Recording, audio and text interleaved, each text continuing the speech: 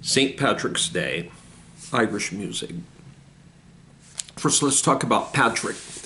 Patrick was from northwestern England. During the 400s AD, when the Romans withdrew their army after the fall of Rome to the Goths and Vandals. So Rome was very alarmed because the city of Rome had never been plundered before. So when that happened in 410 AD, Rome said, our capital comes first, takes priority. So they withdrew Roman legions from the most remote parts of the empire, which included Britain. Britain then suddenly discovered that they had to get help against the plunderings of the Scots, which is what we now call Irish, and the Irish had gone.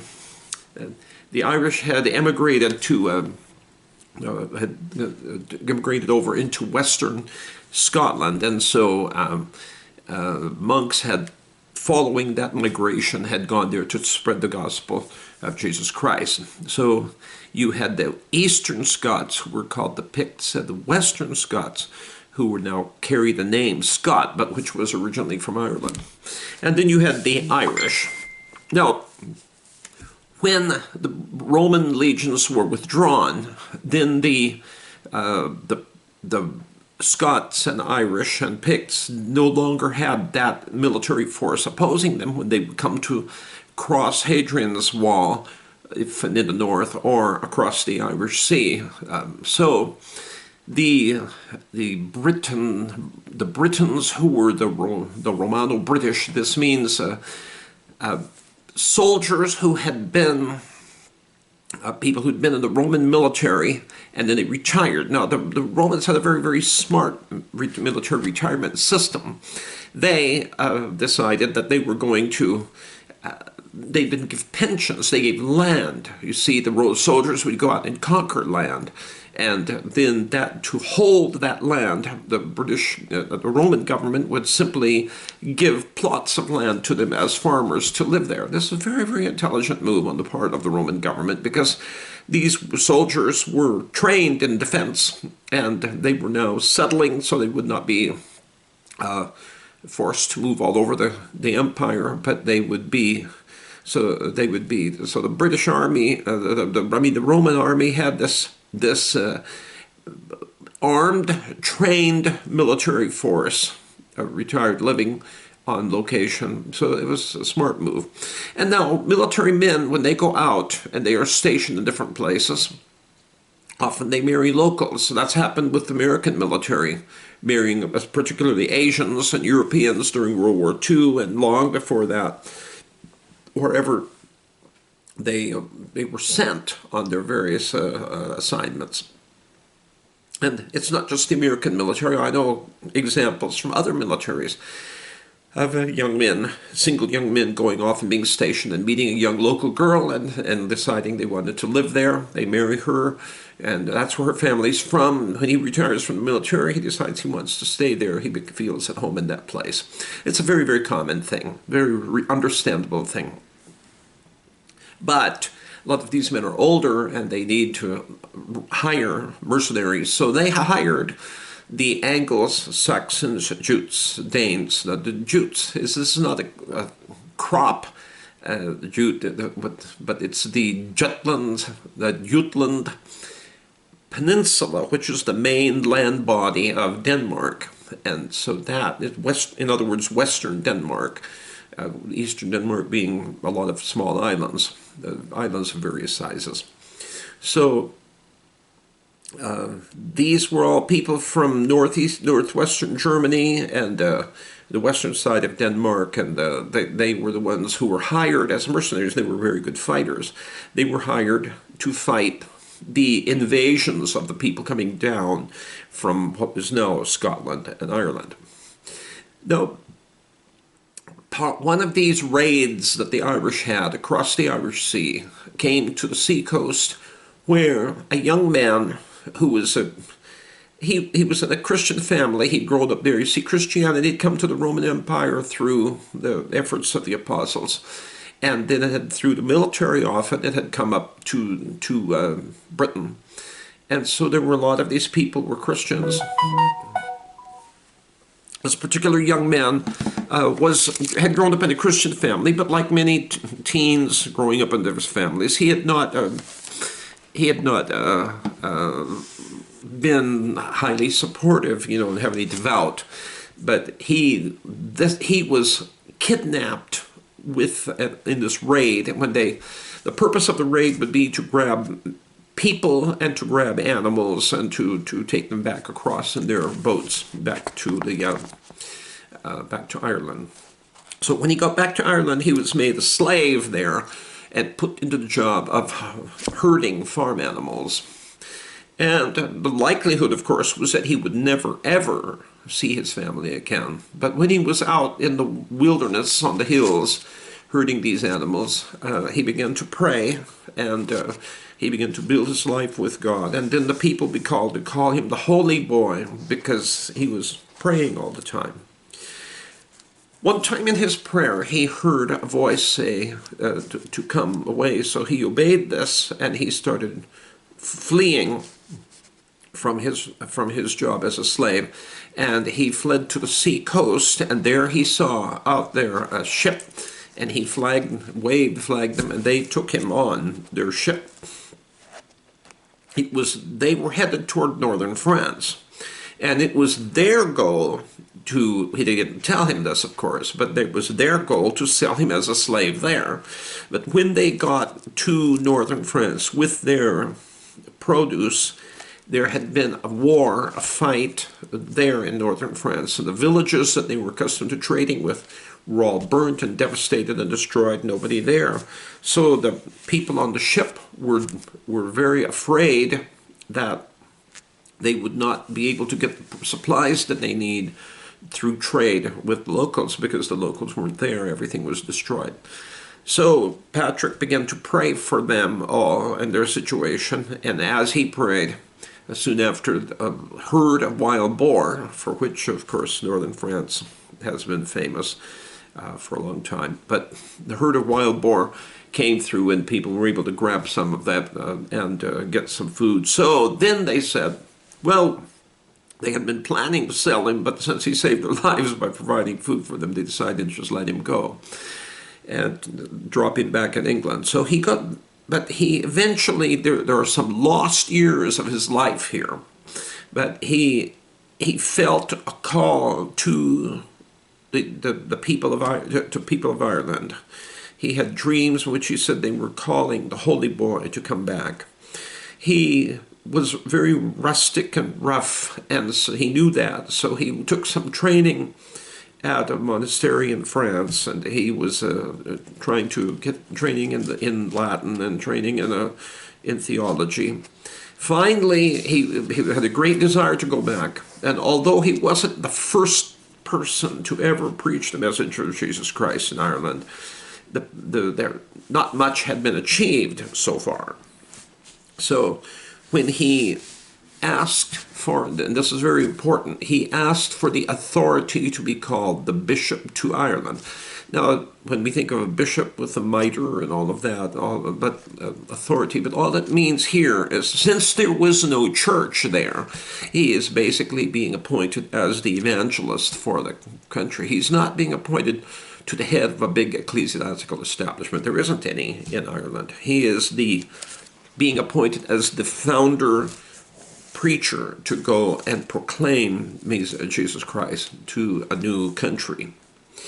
So, but he sought that authority first before he went there. That was good, smart of him to do that, and reasonable of him to do that, because he would be cut off.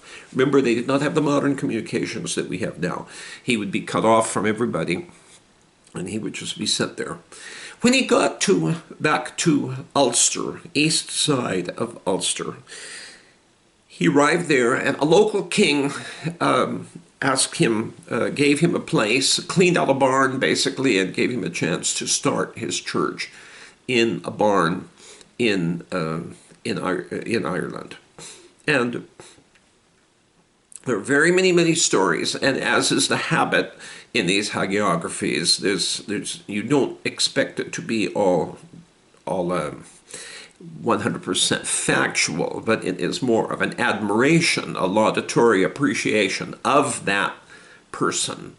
And so that's, if you understand that that is what it is being written for, then you understand that it is that's the tone of the article. And Patrick showed a great deal of courage. There was a time when he was in the forest, and people, some deer were grazing nearby, and some people trying to catch Patrick were after him, and he just prayed that they would not be able to see him. And they went by and they didn't see him. Now, of course, the hagiography might say that God made them invisible. Well, the point is that the people who were after them didn't see them.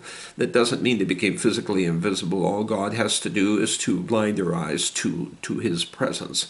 That achieves the purpose of answering the prayer and protecting him. And the idea that he chased the snakes out of Ireland is just a legend, because the snakes, there have been sufficient proof since to say that snakes have not been in Ireland. Before Patrick ever went there, it was known that there were no snakes in Ireland. Patrick was very brave in that. See, the Irish people had 4 major festivals. These festivals were tied to the stellar observations. It was the winter and the summer solstices and the spring and fall equinoxes.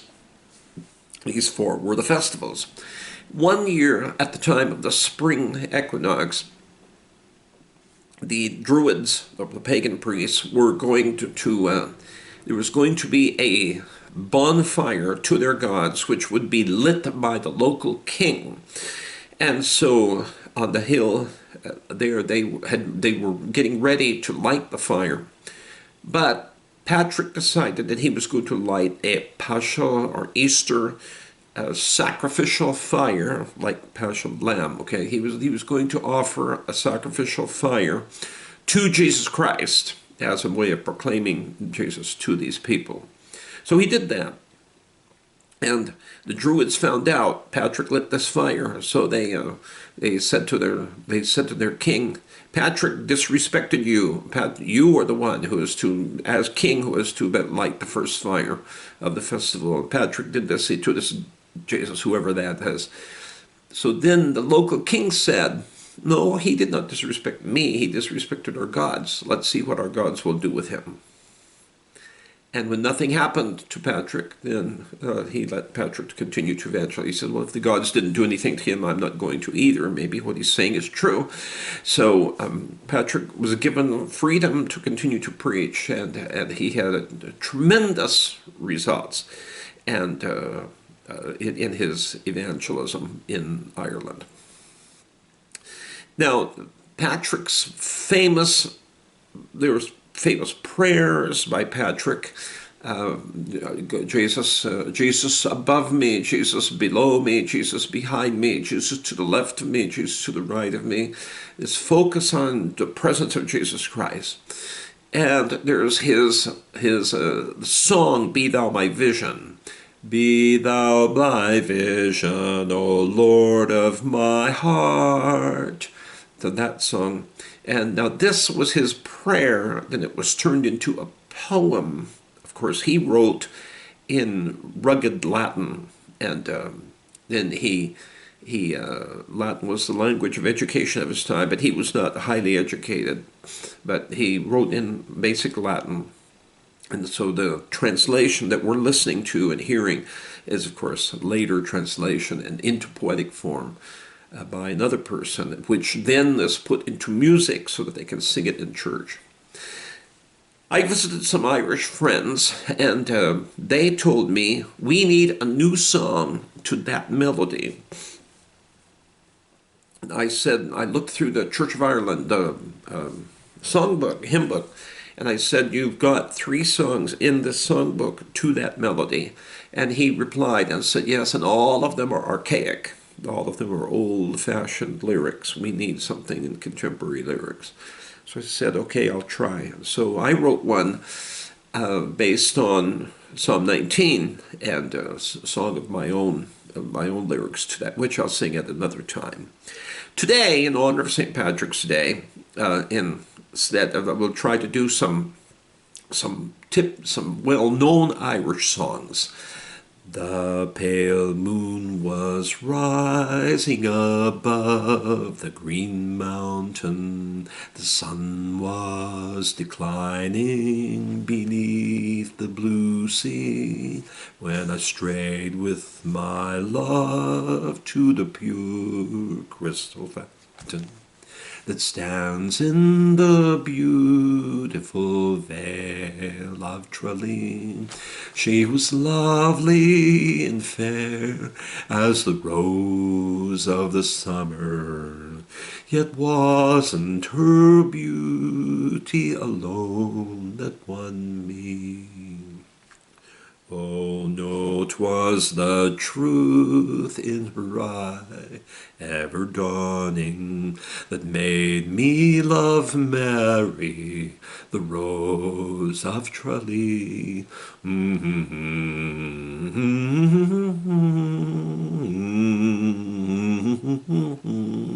The rose of Tralee.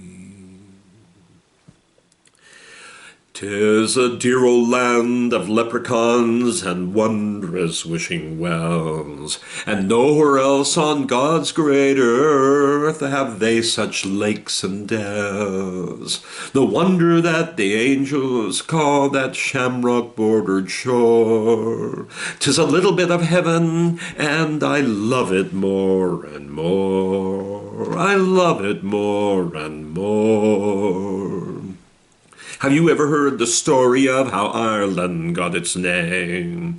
I'll tell you so you'll understand from whence old Ireland came. No wonder that we're proud of that dear land across the sea, 'cause here's the way my dear old mother told the tale to me.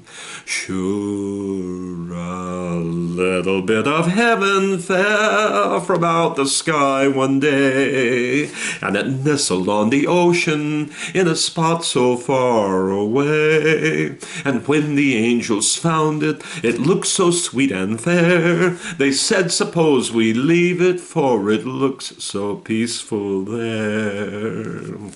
So they sprinkled it with stardust just to make the shamrocks glow.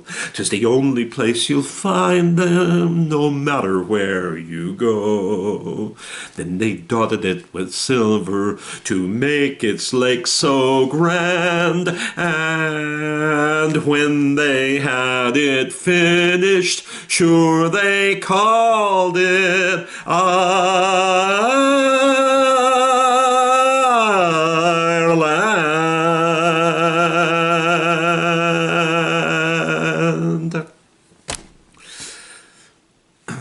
So that's go.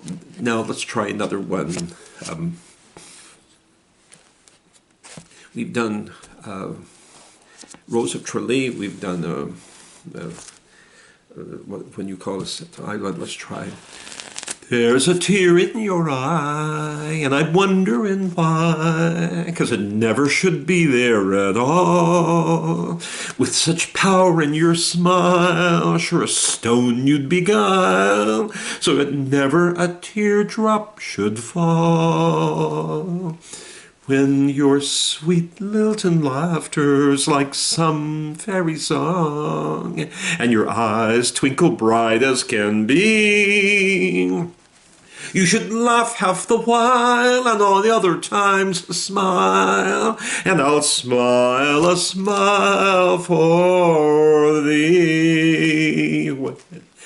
when Irish eyes are smiling, sure 'tis like a morning spring, in the lilt of Irish laughter, you can hear the angels sing, and so on. Or another one, let's see. My wild Irish rose, the dearest flower that grows. You may search everywhere, but none can compare with my wild Irish rose. My wild Irish rose, and so on. I've written some of my own lyrics to some of these songs, which I will again have to sing at another time. But now we're trying to do the Irish songs. Let's see. There was one, I think it was Chesterfield, who said that the Irish are the ones who the God made mad, for all their wars are merry and all their songs are sad. When Irish eyes are happy, hearts are happy, that would not fit that model. But here, Old Bog Road would fit that model. My feet are here on Broadway, this bleak and heartless morn. But oh, the ache that's in them for the spot where I was born. My weary hands are blistered from work and cold and heat. But oh, to swing a scythe today through fields of Irish wheat. Had I the chance to wander back among all the kings of old, I'd sooner see the hawthorn tree by the old bog road. Violin.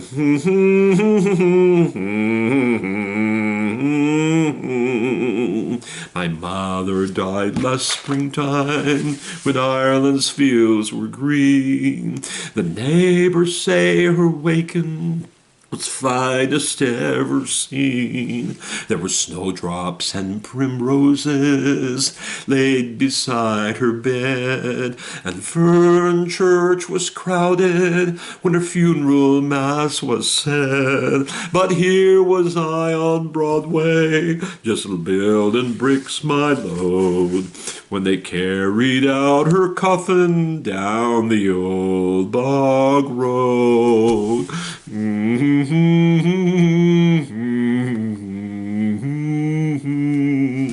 Now life's a weary puzzle, like something that I take the day for what it's worth and do the best I can. Since no one cares a rush for me, my feet I drag along. I go my way and draw my pay and smoke my pipe alone. Each weary heart must count its grief, though bitter be the load. Oh, God be with old Ireland and the old bog road. Let's see. Let's try another one. Let's see. There's... Oh, my name is McNamara, I'm the leader of the band. Although we're few in number, we're the greatest in the land. And of course, the Smothers Brothers did, I think, what's the best version of it. Wait a minute, I didn't see one Irish name, one Jewish name in that. I bet there wasn't any Jewish name in it because it's an all-Irish band. Oh, an all-Irish band. Oh, man, you really walked into it now. What did I walk into when you really started something? What did I start? Yes, you're going to wait till you hear from the NAACP. What is the NAACP? The National Association for the Improvement of Irish Colored People. So, anyway, this was a comedy routine from the Smothers Brothers, and so he was... So then they made their own version where they had, Japanese and maybe African and all kinds of different names in the Irish band. But you know what? There in the original, in one of the versions of that song long ago, there was one non-Irish person in McNamara's band, and he was, by Yemeni, I'm the only Swede in McNamara's band. So there was one Swedish guy there. Now, other Irish songs. Let's see. What it's... If you ever go across the sea to Ireland, then maybe at the closing of your day, you will sit and watch the moon rise over Connaught and see the sun go down on Galway Bay. Just to hear again the ripple of the trout stream, the women in the meadows making hay, and to sit beside a turf fire in a cabin and watch the barefoot gossoms at their play. For the breezes blowing o'er the sea from Ireland are perfumed by the heather as they blow, and the women in the uplands digging bradies, speaking language that the strangers do not know. For the strangers came and tried to teach us their ways. They scorned us just for being what we are. But they might as well go chasing after moonbeams or light a penny candle from a star. And if there is gonna be a life hereafter, and somehow I am sure there's gonna be, I will ask my God to let me make my heaven in that dear land across the Irish Sea.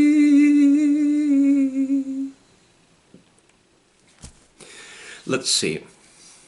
So we've done Galway Bay, and we've done Little Bit of Heaven. We've done a bunch of songs. Here's another one. Now here he's singing to his beloved wife who is old. They have lived away from Ireland, and he says he's going to take her back. I'll take you home again, Kathleen, across the ocean wild and wide, to where your heart has ever been, since first you were my bonny bride. The roses all have left your cheeks, I watch them fade away and die. Your voice is sad whene'er you speak, and tears bedim your loving eye. Oh, I will take you back, Kathleen, to where your heart will feel no pain, and when the fields are fresh and green, I'll take you to your home again. So let's see. We Tooraloo, I don't really like that song very much. And Macushla, I don't really know very well. The Christmas in Killarney with all of the folks at home. It's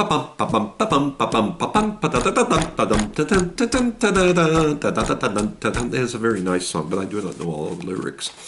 And so, to Shillelagh O'Sullivan, he'll give any man to go. That's one of Bing Crosby's favorite. And so this has been Irish songs. And then maybe we should also include 40 Shades of Green. I wish that I could spend an hour at Dublin's churning surf. I love to watch the farmers bend the bobs and spade the turf. to see again the thatching of the straw the women glean, the midlands and the moorlands with their 40 shades of green. But most of all I miss the girl in Tipperary town, and most of all I miss her arms and hair so long and brown. Again I wanna see and do the things we've done and seen, where the breeze is sweet as Shalimar, and there's 40 shades of green. Happy Patrick's Day.